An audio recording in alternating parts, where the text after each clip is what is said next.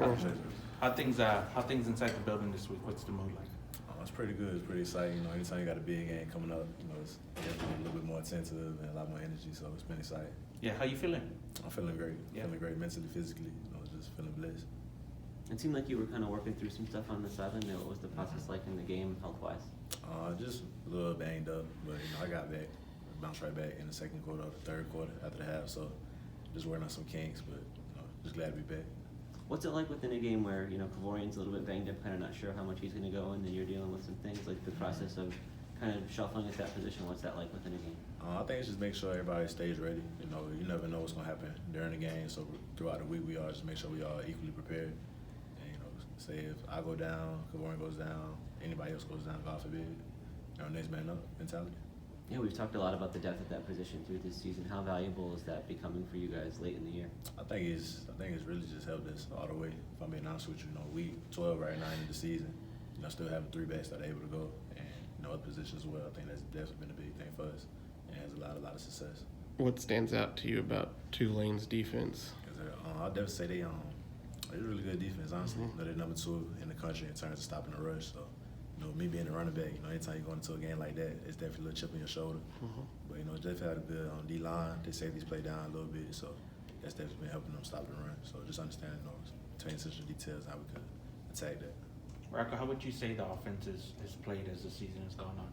I feel like we've gotten better and better. You know, it seems like every week, like somebody's breaking a record. So I just think it's a blessing. I think it's really a great thing that we just getting better every week, seeing things that we could fix up every week. So I think we're coming along and rolling. You know, it's the right time of the year to play your best ball, to be honest with you. You guys obviously had a huge offensive game against USF, but the running backs were not as productive as we've seen in the past. Was there anything they did to try to take that part of the game away for you guys? Yeah, I feel like teams, they're definitely paying a little bit more attention. Anytime you have success all season, you know, they're going to start to load the box up a little bit more. So, I mean, that's just a part of the game. You know, some games you're going to hit, some games you aren't. So, they're also a team that started to run pretty well, so we're able to pass the ball. Coach Traylor said that this was a game where you guys really unleashed Frank Harris's running ability, and we saw that with the production. How much does it change the offense when he's kind of doing that much with his legs and providing that element to what you guys do? I think that's just true balance, honestly, because then you have to have backers that just aren't focused on the run. You got to have somebody key in the quarterback. So you're going to have somebody playing the pass, somebody playing the run, somebody playing the quarterback. So really just a lot of ball to spread around the field, a lot more.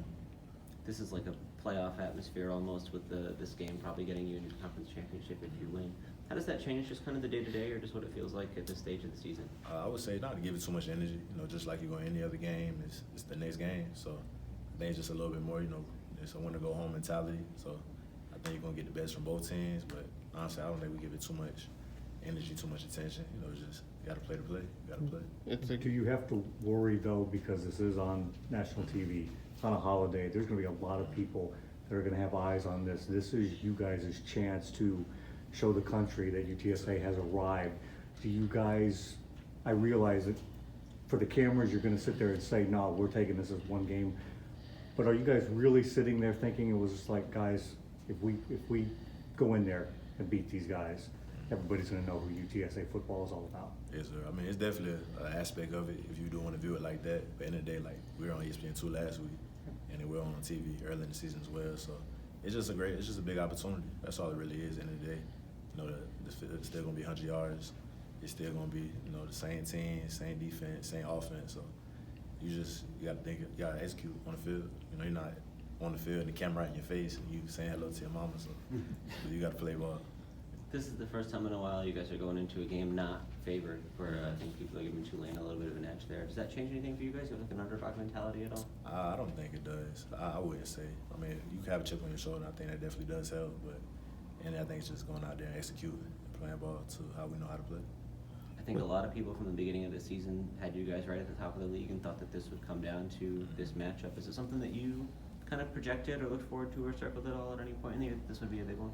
I thought we just circle every team we play. You know, Tulane definitely had a lot of success last year being the Cotton Bowl champs. So, you know, you do have to respect this team a little bit more. You know, they have their brand of football, we have our brand of football. So that's how I feel about it. With Thanksgiving on Thursday and you guys playing on Friday, what are your thoughts on just getting to play around Thanksgiving? I think it's really exciting. You know, it's a blessing to be playing this late, and just, you know, we know we're going to a bowl game, so it's another blessing on top of that. But, you know, just make sure you don't eat too much. Make sure you enjoy your time though with your teammates and your family. it's just what a better opportunity to play in front of everybody. What are you thankful for this year, 2023? I'm just thankful for my health. I'm thankful for my health, having both my parents still in my life. You know, being out here in San Antonio around great teammates that, you know, it's been really joyful people to be around since I've been out here. So I say that's what I'm thankful for right now. Coach said he didn't like cranberry sauce. Is there a side you don't like? A certain food I don't like. Like Thanksgiving side, yeah. Now that I know, if I didn't like it, I probably never ate it. Yeah. I'll be honest, but What's your favorite side?